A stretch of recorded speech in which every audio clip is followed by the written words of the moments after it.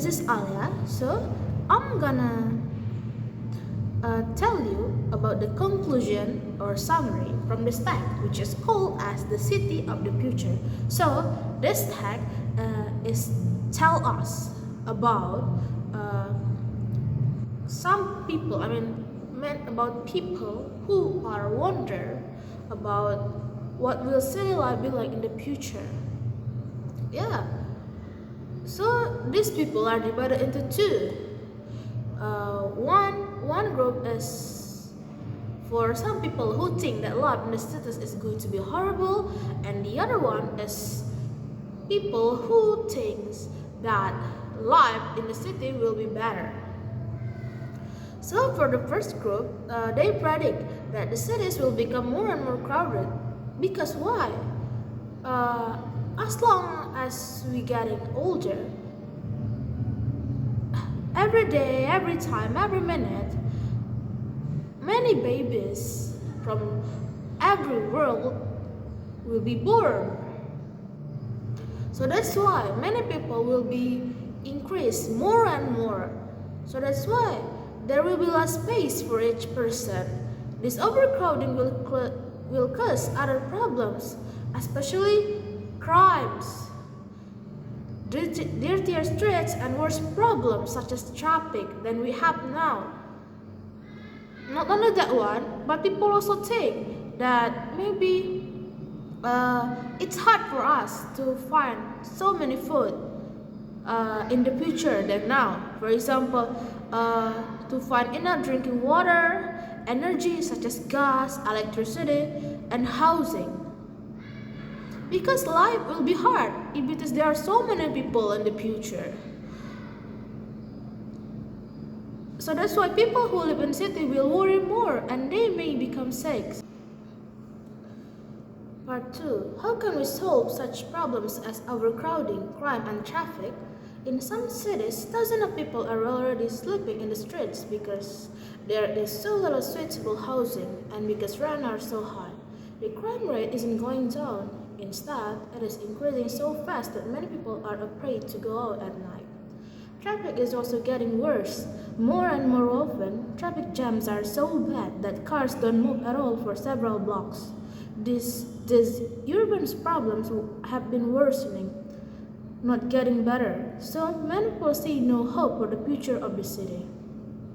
3. Los Angeles, California, for instance, has no subway system and the buses are slow. Instead, most commuters drive many miles from their homes to work. Many of these drivers spend several hours each day on busy freeways. New York, by contrast, has a mass transit system, buses, commuters, trains, and subways, because the public transportation is crowded and dirty. However, many people drive private cars and the traffic jams are worse than in Los Angeles. A typical driver complains, "I was driving home, but in 45 minutes I moved only 2 blocks. Finally, I turned off the engine and just sat there." A lot of people left their car where they were in the middle of the street and went into a bar for a few beers. On the other hand, some cities have clean, fast, and pleasant public transportation system. In Paris, France, and Toronto, Canada, for example, anyone can use mass transit to move quickly from one part of the city to another. Some city planners believe that each city is unique. In other words, that because of cultural differences, no one city can copy a solution to a special problem from another.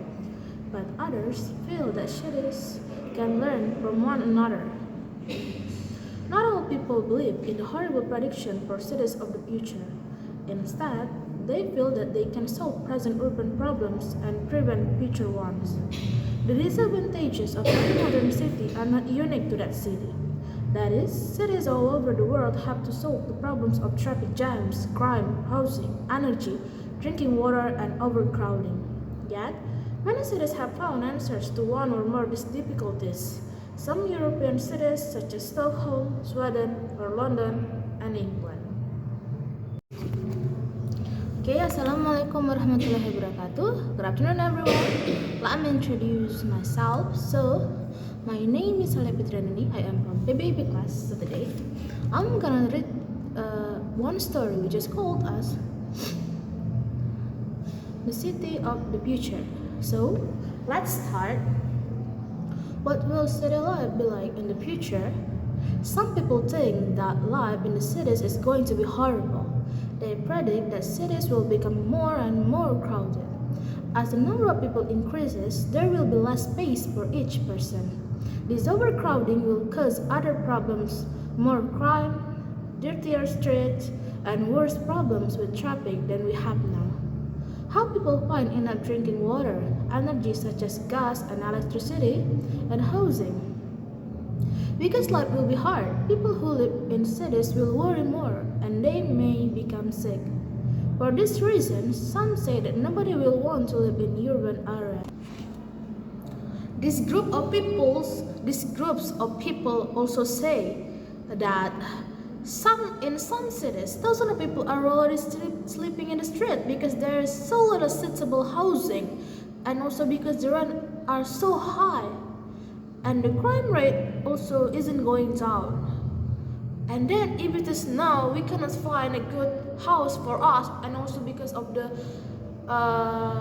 expensive prices, what about future? Isn't it going to be higher than this one? Right? That's what they think. And also about the crime rate. Instead of going down, they're increasing so fast and become worse more and more often. Especially traffic jam. If it is there are so many people, are more and more people in the future, how about traffic jam? There will become worse than today. So that's why many people think there is no hope for the future of the city. For example, like Los Angeles and California. They need to drive many miles away from their homes to work because there are so many people, right? So they don't want to be late. So they need to go for several hours each day on busy freeway. The other hand, some cities have clean, fast, and pleasant public transportation system like in Paris, France, Toronto, and Canada, where anyone can use mass transit to move quickly from one part of city to another. The second group believe that each city is unique. In other words, because of different cultural, one city cannot copy a solution to the other city. So that's why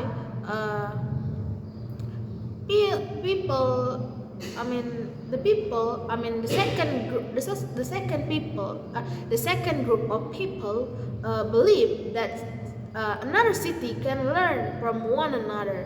Not all people believe in the horrible prediction. Instead, they feel they can solve the present urban problems and prevent future ones. So the second group believe we can do it. We can solve the problem. But start from now. We need to learn and find the solution.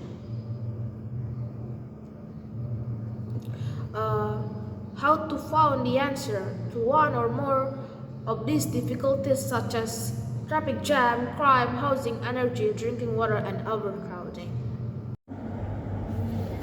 Okay, Assalamualaikum warahmatullahi wabarakatuh. Good afternoon, everyone. So today I'm gonna continue and give you some additional facts.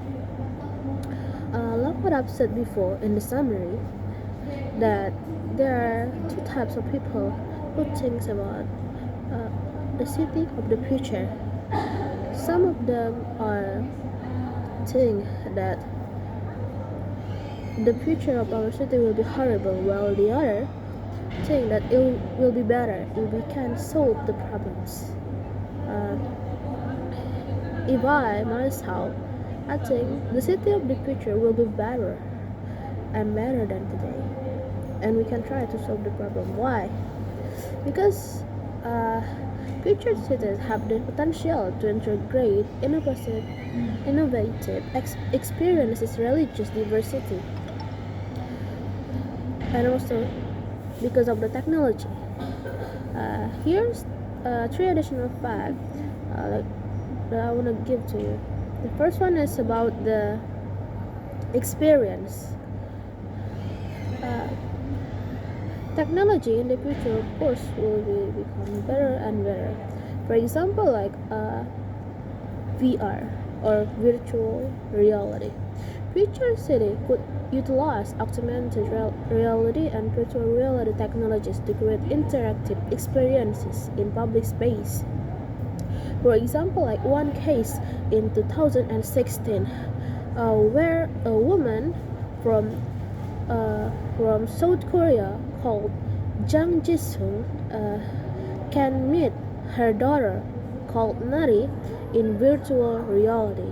So her daughter is died because of the uh, illness that because of the illness. So some people make virtual reality for her. So in 2022, so they made the virtual reality where she can meet her daughter.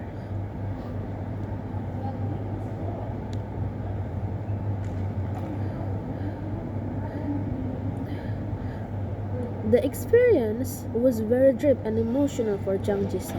With VR technology, she felt as though she could spend time with her child again, even though only in digital form. This demonstrates that how technology can be used as a tool to help in the grieving process and cope with loss. The second one, religion. So, in my opinion, not only for an experience like VR, it also could help us as a prayer. For example, Future City could create inclusive worship space that are welcoming to various religions. For example, like celebrate religious diversity by holding festival or even showcasing the tradition and culture of the various community. Or the technology, for example, like now, there are some apps that used to help prayer to practice a reminder. For example, like the app which reminder the prayer to do the pray, or the online platform for religious lecture and etc. And then the last one is event. So future cities could host festival that highlight sustainable innovation such as the use of renewable energy, green technology, and local products. These festivals could attract attention and raise awareness about the sustainability among residents.